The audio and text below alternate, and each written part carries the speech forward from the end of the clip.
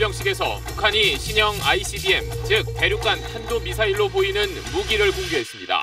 미국 본토까지 타격할 수 있는 미사일인데 북극성 계열의 고체 로켓일 가능성이 있어 보입니다. 우려했던 6차 핵실험은 없었습니다. 북한은 최룡해 당 중앙위 부위원장 연설을 통해 미국 트럼프 정부에 맞서겠다는 강한 의지를 보였습니다. 핵 전쟁에는 우리 시의 핵 타격조로 대응할 것입니다. 유독 전략무기와 중장거리 미사일을 총동원해 보여줬는데 북한의 의도가 뭔지 짚어봅니다. 19대 대통령 선거 후보 등록 첫날인 오늘 모두 13명이 출사표를 던져 역대 가장 많은 후보가 출마했습니다. 기호는 소속 정당의 의석수에 따라 결정됐고 내일까지 후보 등록을 마친 뒤 모레부터 공식 선거운동에 나섭니다. 안철수 국민의당 후보가 대주주인 회사가 이번 대선 개표기를 만든다는 글이 SNS를 중심으로 급격히 퍼지고 있습니다. 의혹이 커지자 선관위가 공식 입장까지 밝혔는데 사실은 코너에서 알아봅니다. 한 대학 교수가 제자들의 인건비 수억 원을 빼돌린 혐의로 경찰 수사를 받았습니다. 그런데 문재희 교수는 잘못을 인정한다면서도 대수롭지 않다는 태도를 보이고 있습니다. 내일 세월호 참사 3주기를 앞두고 다시 촛불 집회가 열렸습니다. 세월호 참사 희생자를 추모하고 철저한 진상 규명을 촉구했습니다.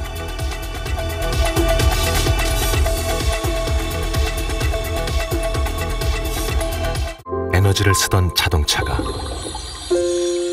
수소로 에너지를 만드는 시대로 현대자동차.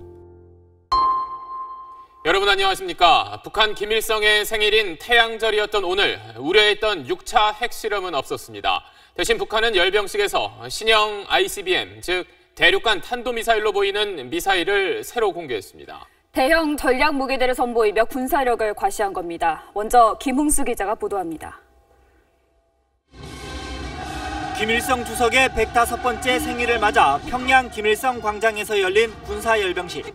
김정은이 지켜보는 가운데 무기 행렬이 이어지고 후미에 이르자 대륙간 탄도미사일 ICBM을 실은 것으로 보이는 이동식 발사 차량이 잇따라 등장합니다. 지금까지 선보인 적이 없는 초대형 트레일러형 발사 차량에 이어 바퀴축 8개짜리 ICBM용 발사 차량이 뒤이어 나타납니다. 두 차량 모두 기존과는 다른 거대한 원통 형태의 발사관을 장착하고 있습니다. 북한이 그동안 ICBM이라며 공개했던 KN-08과 그 개량형 KN-14는 미사일이 그대로 탑재된 상태였습니다.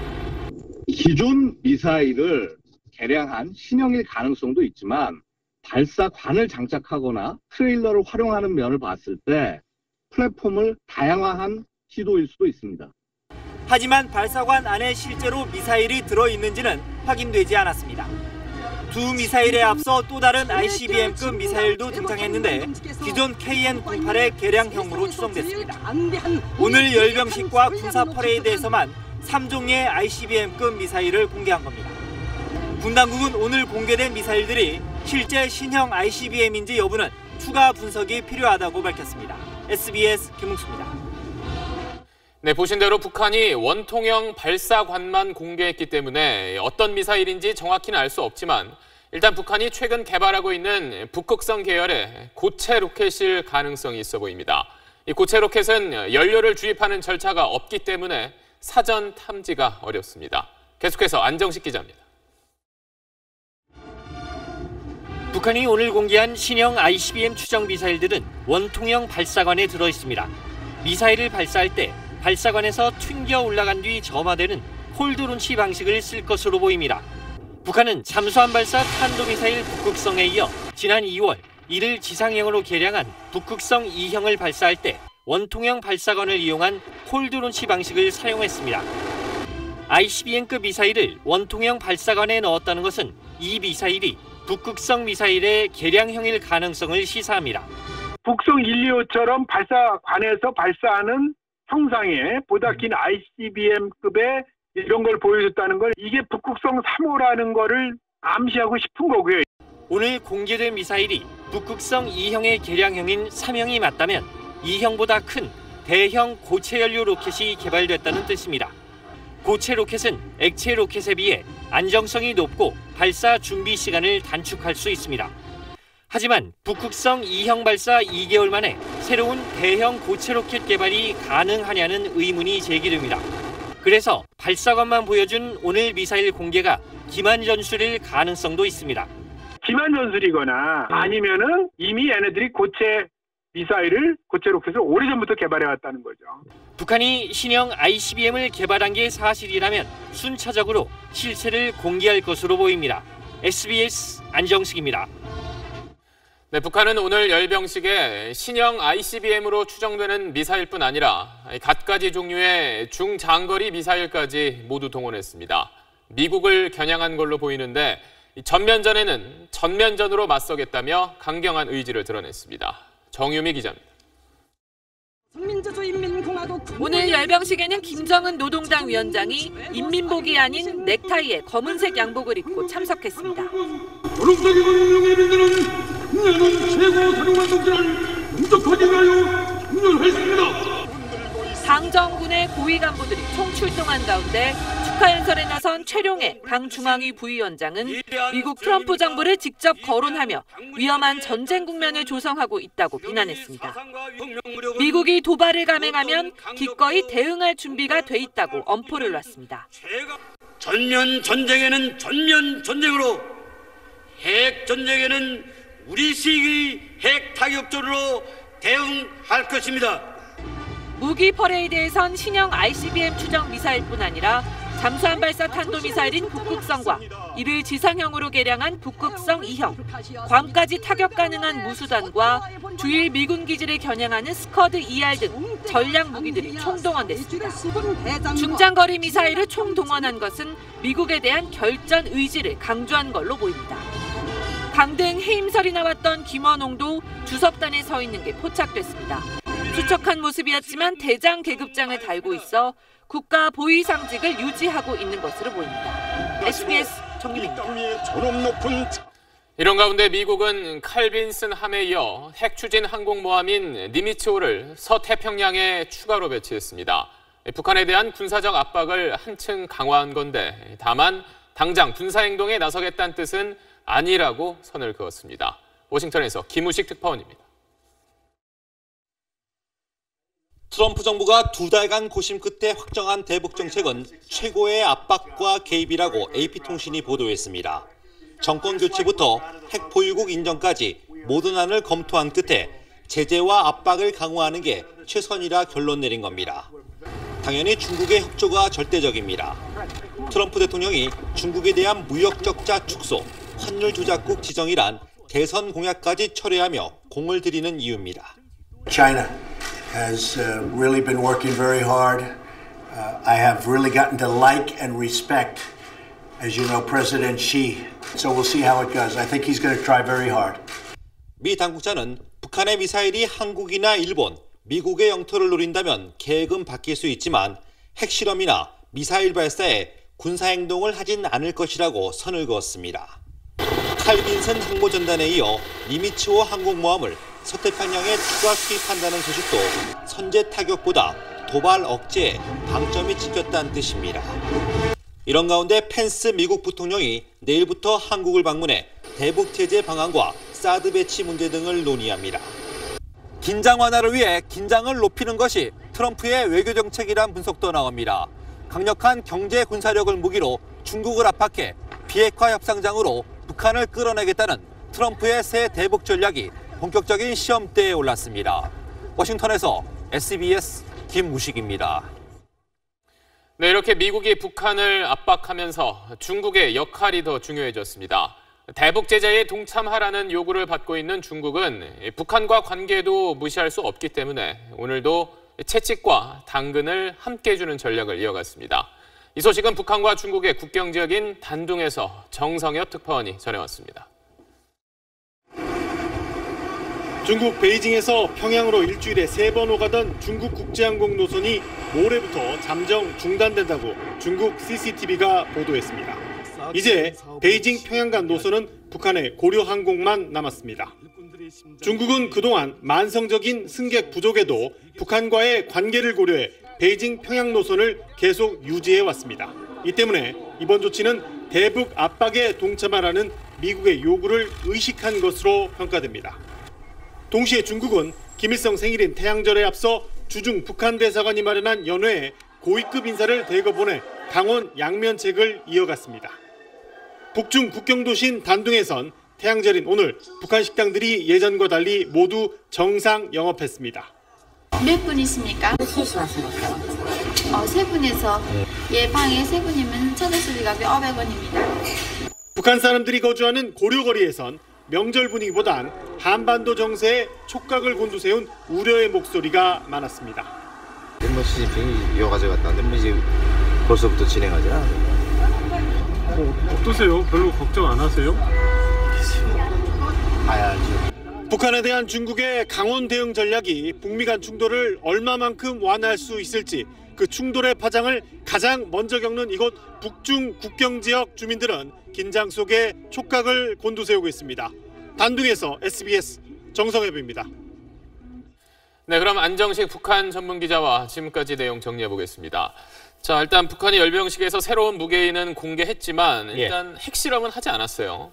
오늘 핵실험 할 거다 이런 보도들이 많았지만 하지 않았습니다. 하지만 역시 가능성은 열려 있다고 봐야 됩니다. 지금은 워낙 미중의 압박이 거세지는 시기라서 잠시 숨고르기는 하고 있는 것 같은데 결국 언젠가는 할 거다 이렇게 보는 게 맞을 것 같습니다. 네, 어쨌든 오늘 한 고비는 넘은 것 같은데 그렇다고 북한이나 미국이 갑자기 지금까지 태도를 확 바꿀 것 같지는 않아요. 요 며칠 상황을 좀 보면 북한과 미국이 이제 탐색전 시기는 지나가는 것 같습니다. 그러니까 트럼프 정부 출범 이후에 북한이 상당히 조용했거든요. 근데 이제 요 며칠 상황을 보면 한석열 그 외무성부상이 외신 인터뷰에서 미국이 선택하면 북한도 전쟁하겠다 이런 얘기를 했잖아요. 그리고 이제 어제 북한군 총참모부가 초강경 대응을 하겠다 이런 입장을 내놓은 게 있습니다. 그리고 오늘 이 최룡의 연설 같은 걸 보면 트럼프 행정부에 대한 기대는 당분간 접겠다. 앞으로 대결 구도로 가겠다라는 입장을 북한이 정한 걸로 보이고요. 그리고 이제 미국도 보면 앞서 이 보도에서 보셨듯이 최고의 압박과 개입 이걸로 이제 대북 전략을 정했다는 거잖아요. 결국 이제 북미 양측이 간 보는 시기는 지나서 이제 본 게임으로 가는 이런 국면이라고 봐야 될 것 같습니다. 그러니까 간 보는 시기는 끝났다. 탐색전이 이제 끝났다면 이제 말 그대로 본 경기가 열릴 텐데 어떤 일들이 좀 있을 수 있을까요? 이 북한이 오늘 이제 중장거리 미사일들 대거 공개했지 않습니까?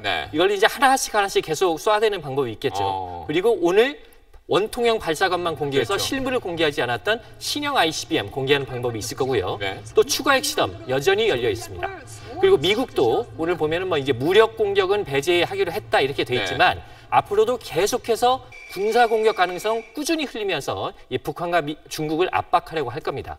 그래서 이 북한 문제가 하루 이틀 안에 풀릴 문제가 아니라고 본다라면 이 한반도 긴장 고조 이 말이 앞으로 좀 상시화될 가능성도 있어 보입니다. 긴장 상태는 좀 당분간 계속 되겠네요.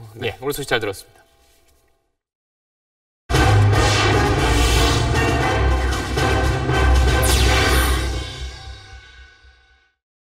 대선을 24일 앞두고 후보 등록 첫날인 오늘 주요 5개 정당 후보 모두 등록을 마쳤습니다.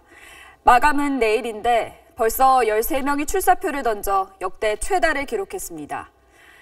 기호는 소속 정당의 의석수에 따라 1번 문재인, 2번 홍준표, 3번 안철수, 4번 유승민, 5번 심상정 후보 순입니다.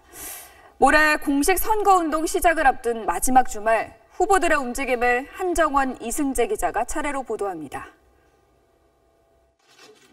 더불어민주당 문재인 후보는 대리인을 통해 후보 등록을 한 뒤 새로운 대한민국을 위해 누구든지 포용하겠다며 화합을 강조했습니다.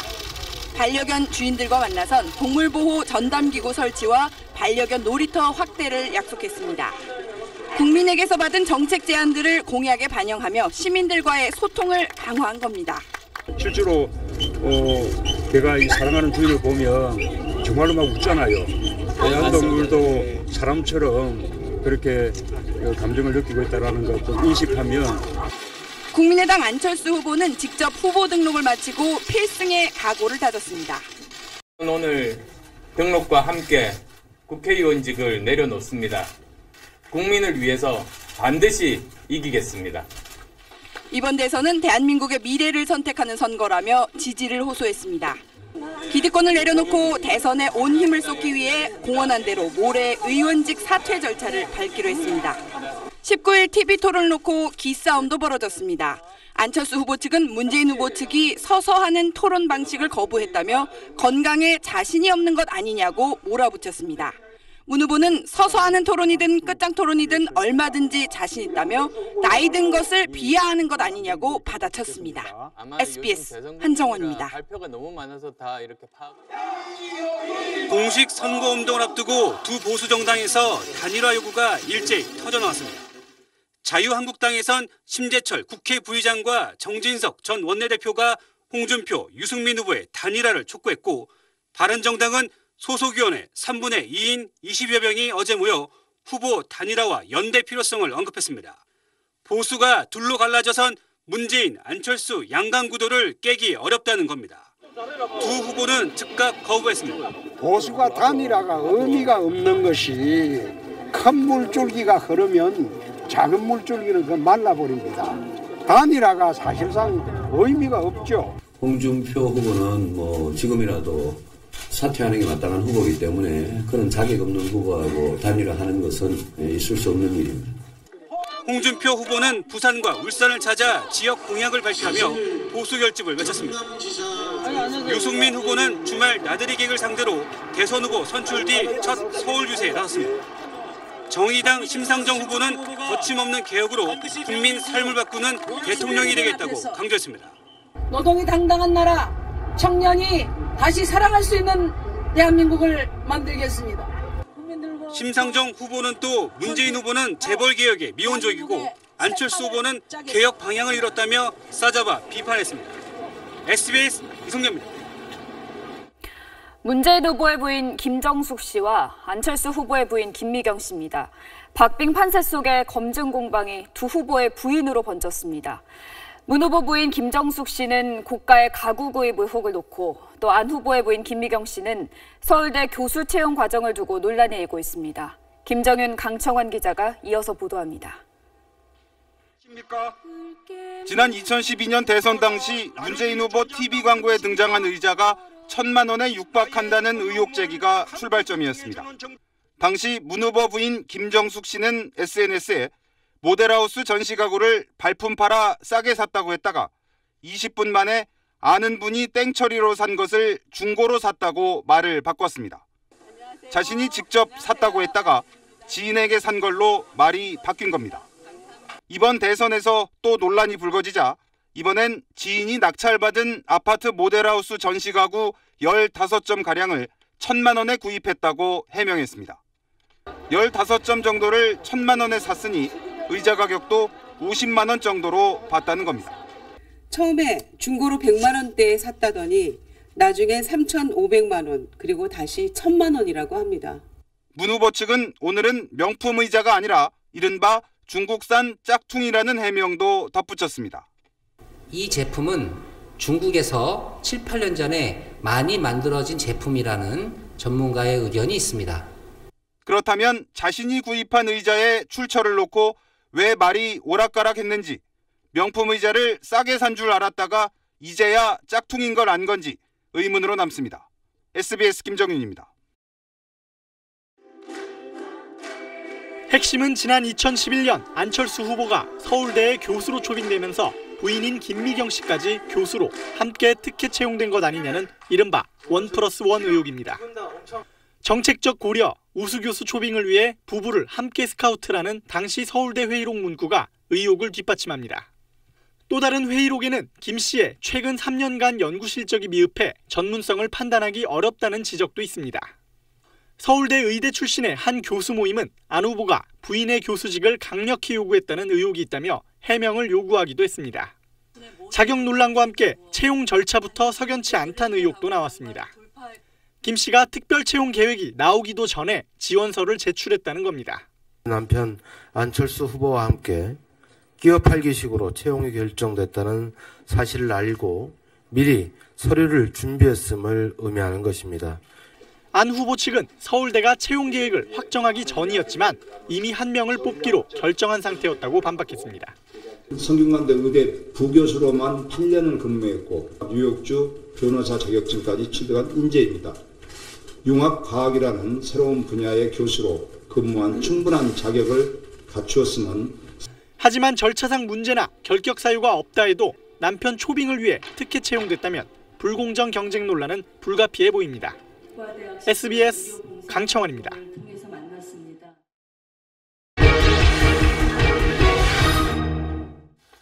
대선이 가까워지면서 선거와 관련된 온갖 의혹이 SNS를 중심으로 빠르게 퍼지고 있습니다. 최근엔 특히 안철수 국민의당 후보가 대주주로 있는 회사가 대선 개표기를 관리한다는 글이 퍼지면서 항의가 빗발치자 선관위가 공식 해명까지 내놨습니다. 정연 기자와 함께 자세히 알아보겠습니다. 자, 정 기자, 우리 사실은 홈페이지에도 이 의혹을 검증해달라 이런 요청이 꽤 많이 들어왔는데 먼저 핵심 내용부터 정리해 주시죠. 네, 그 내용은 그렇습니다. 안철수 후보가 대주주로 있는 안랩 코코넛이라는 전자개표기 전문 업체가 있는데 이 업체가 개발한 제품이 이번 대선 개표에 활용된다는 그런 내용입니다. 네. 네, 후보 자신이 만든 전자개표기로 대선을 사용한다. 이거는 말이 안 된다. 또 이 회사의 제품을 대선 개표에서 빼달라. 이런 글이 인터넷을 중심으로 퍼지고 있습니다. 네, 그럼 하나씩 따져보죠. 그럼 이 업체에서 만든 제품이 개표에 쓰인다. 그 말은 맞는 건가요? 사실을 확인해봤더니 거짓이었습니다. 네, 우리나라 선거는 유권자가 직접 기표한 투표용지를 가지고 개표를 하는데요. 따라서 전자개표기를 사용하지 않습니다. 대신 보시는 것처럼 투표지 분류기라고 해서 그 투표용지를 후보자별로 분류하는 그런 장치를 쓰고 있습니다. 선관위에 확인을 해봤더니 지난 대선에는 한틀 시스템이라는 업체의 제품을 썼고 올해 대선에는 미루 시스템스라는 업체 제품을 쓰는 걸로 확인이 됐습니다. 결국 두 업체 다 안랩 코코넛과는 무관한 그런 걸로 밝혀진 거죠. 네, 가짜 정보였네요. 근데 이 안랩 코코넛이라는 회사 이름이 좀 생소하긴 한데 실제 있는 회사인 건가요? 엄밀히 말하면 현재는 없는 회사입니다. 1999년에 설립이 됐는데 2007년에 안철수 연구소에 흡수 합병이 됐습니다.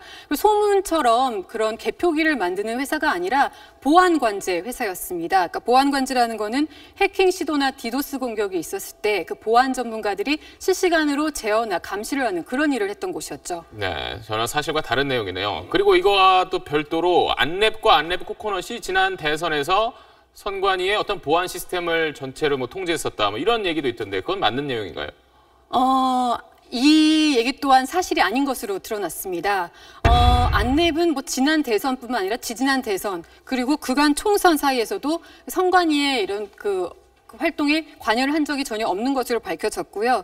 또 그 안랩 코코넛이 선관위의 개표 장치를 납품한 업체의 보안을 담당했다. 이런 소문도 돌아서 납품 업체에 물어봤더니 이 업체 측은 안랩 코코넛을 들어본 적이 없다. 금시초문이다. 이렇게 얘기를 했습니다.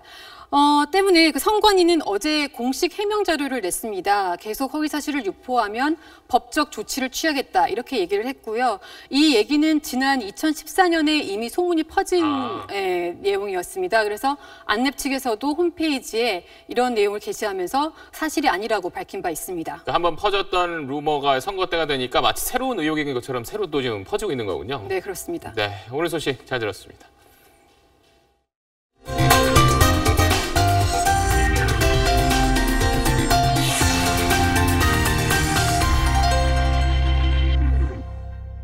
네, 다음 소식입니다. 제자들에게 하나라도 더 챙겨주진 못할 망정 오히려 제자들의 인건비를 가로채는 대학 교수들이 아직도 있습니다.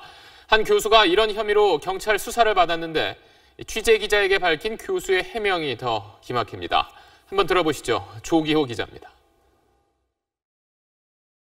지난 2010년 국토교통부가 발주한 도로 장애물 관련 연구 용역 과제입니다. 모 대학의 석박사급 연구원 6명이 1년 넘게 연구 개발에 매달렸습니다. 도로 위에 사람이 걸어가고 있으면 굉장히 위험한 상황이지 않습니까? 그런 걸 관제한다든지.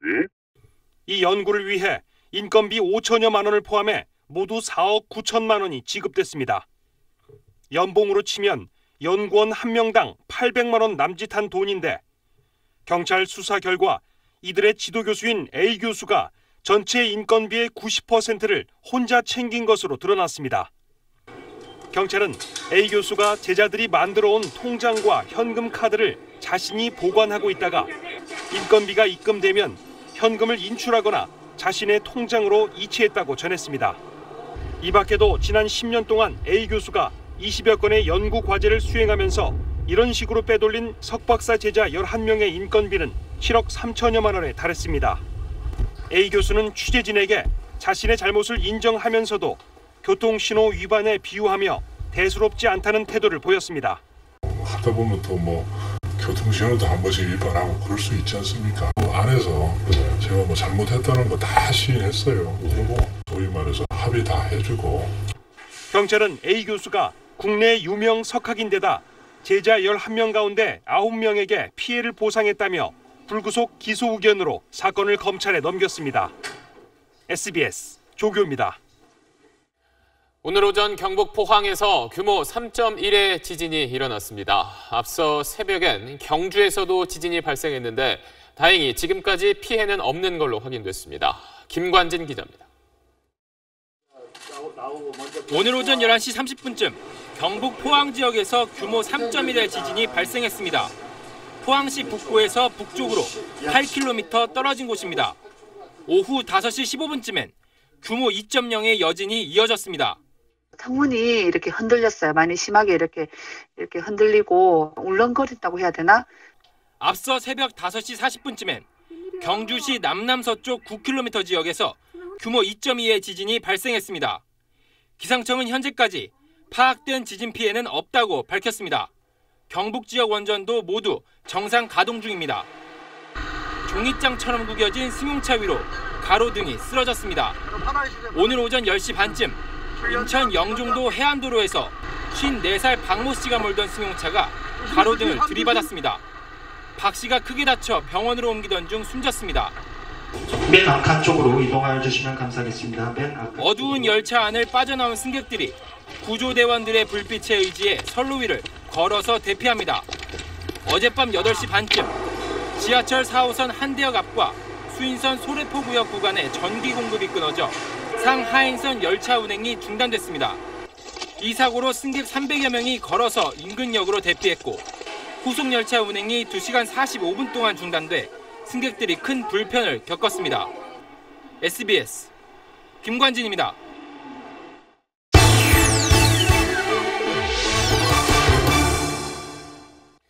내가 산 제품에 혹시 문제가 있는 건 아닌지 또 제대로 된 유통 과정을 거친 건지 소비자들은 알기가 쉽지 않습니다.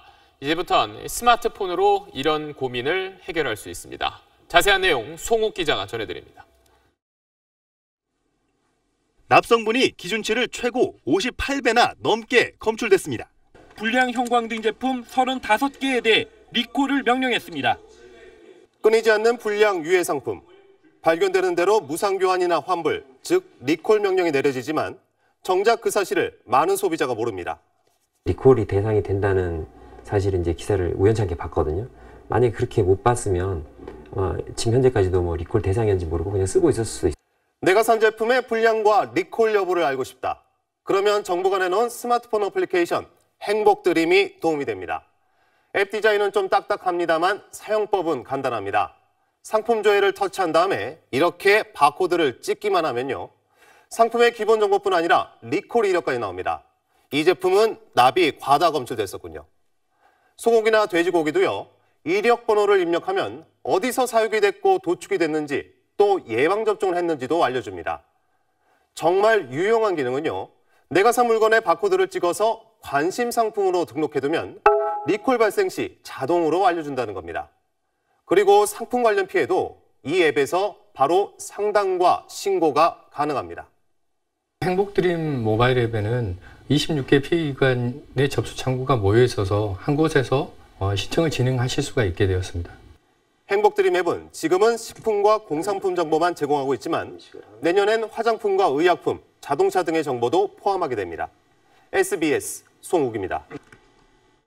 세월호 참사 3주기를 하루 앞둔 오늘 전국 곳곳에서 추모 행사가 이어졌습니다. 지금 광화문 광장에선 세월호 3주기 추모 문화제가 진행되고 있는데 현장 연결해 보겠습니다. 원종진 기자. 네, 서울 광화문 광장에 나와 있습니다. 네, 문화제 어떻게 진행되고 있습니까? 네, 세월호 3주기 전야를 맞아 이곳 광화문 광장은 세월호를 잊지 않으려는 시민들로 가득 찼습니다. 조금 전에는 세월호 희생자인 2학년 5반 박성호 군의 큰 누나 박보나 씨가 하늘로 보내는 편지를 읽었는데요. 짧은 순간이었지만 내가 내 동생이어서 고마웠고 행복했다. 다시 만나게 되면 영원히 헤어지지 말자는 대목에서 시민들의 눈시울이 붉어지기도 했습니다. 가수 한영애, 신경림 시인 등도 추모 문화제에 참석했고요. 조금 뒤에는 가수 이승환 씨와 4.16 가족 합창단의 추모곡 공연이 이어질 예정입니다. 집회 말미에는 304명의 희생자를 기리는 노란빛 퍼포먼스도 계획돼 있습니다. 광화문 광장 외에도 하루 종일 전국 곳곳에서 세월호 추모 행사가 잇따랐습니다. 마로니 예공원에서는 대학생들과 희생자 가족들이 참여하는 추모 행사가 열렸습니다. 형제자매들끼리 모이면 이런 이야기를 합니다. 형, 누나, 언니, 오빠, 내 동생이 너무 보고 싶어서 동생 얼굴이 어느 날 갑자기 기억이 안 나서 그 죄책감 때문에 힘들었다고.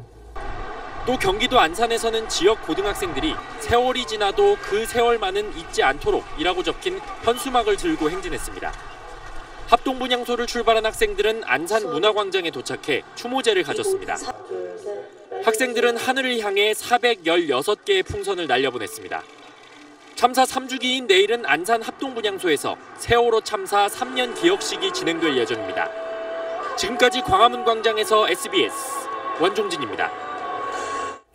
세월호 생존자와 유가족들은 점차 상처를 극복하고 일상으로 돌아가기 위해 노력하고 있지만 쉽지 않습니다. 재난 피해자들의 마음을 치유하기 위해 우리 사회가 할 수 있는 일은 무엇인지 류란 기자가 짚어봤습니다. 인양 후 하루가 멀게 세월호 관련 소식이 들려오는 요즘 누구보다 이 순간을 바랐던 가족들은 다행스럽기도 한편으론 고통스럽기도 합니다. 다시 이런 상황들이 떠오르게 되면 그것이 또 하나의 또 제2차적인 트라우마가 돼서 또 힘들어진 상황들이. 그동안 세월호 생존자와 유족들은 정부와 민간이 운영하는 치유 공간을 통해 상처를 극복하는 힘을 길러왔습니다. 충분히 아파할 만큼 아파하고 울 만큼 울고 이런 과정을 충분히 갖지 않으면 본래대로 돌아가라고 한다고 돌아가시는 게 아니라는 거죠. 마음 치유는 피해자가 처한 현실과 특성에 따라 그 방법과 시기가 달라야 합니다. 그만큼 섬세한 접근이 필수입니다. 치유가 거의 불가능한 상황인 거죠. 빨리 아이들을 찾는 것 그 이외에는 어떤 것도 지금 얘기를 하는 것은 예의가 아니고 인간의 도리도 아니다. 형제자매들의 치유는요. 이제 얼마 전부터 시작이 되는 그런 상황이에요. 내가 힘들어하면 우리 엄마가 정말 못 살 것 같으니까. 아이들이 그래서 견딘 측면이 있어요. 재난 트라우마 치료에 대한 우리 사회의 고민과 논의는 여전히 부족합니다. 대구 지하철 참사 피해자들을 위한 트라우마 센터의 경우 참사 14년 만인 최근에야 문을 열었습니다. 세월호 특별법에 근거한 치유센터들도 법 개정이 없으면 3년 뒤 지원이 끊길 예정입니다. 노란 리본 많이 달아주세요. 그게 이해하게 되나요? 그럼요.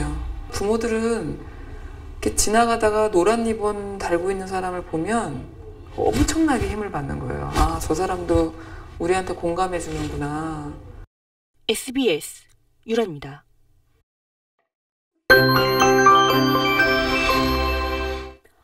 오늘은 서울이 24.3도까지 오르면서 올봄 들어 가장 따뜻했습니다. 일요일은 내일도 오늘만큼 기온이 오릅니다. 서울의 한낮 기온은 24도, 광주와 대구는 28도까지 오르면서 덥게 느껴지겠습니다. 또 밤부터는 차츰 비가 내립니다. 제주와 전남, 남해안 지방부터 비가 시작돼 월요일에는 전국으로 확대되겠고요. 특히 제주와 남부지방을 중심으로 많은 양의 비가 쏟아지겠습니다. 내일 미세먼지 예보는 경기 북부는 종일 나쁨 단계를 보이겠고 수도권과 강원 영서 지방에선 오전에 먼지 농도가 짙게 나타나겠습니다. 내일은 전국이 맑다가 오후부터는 차츰 흐려지겠습니다. 강원도와 충청, 경북 지방에선 메마른 날씨가 이어지겠습니다. 중부 지방에서 한낮 기온 25도 안팎까지 오르는 곳이 많겠고요. 남부 지방에선 30도 가까이 오르는 곳이 많겠습니다. 다음 주 화요일과 목요일에도 전국에 비 소식이 있습니다. 날씨였습니다. 네, 편안한 주말밤 보내시기 바랍니다. 뉴스 마칩니다. 고맙습니다.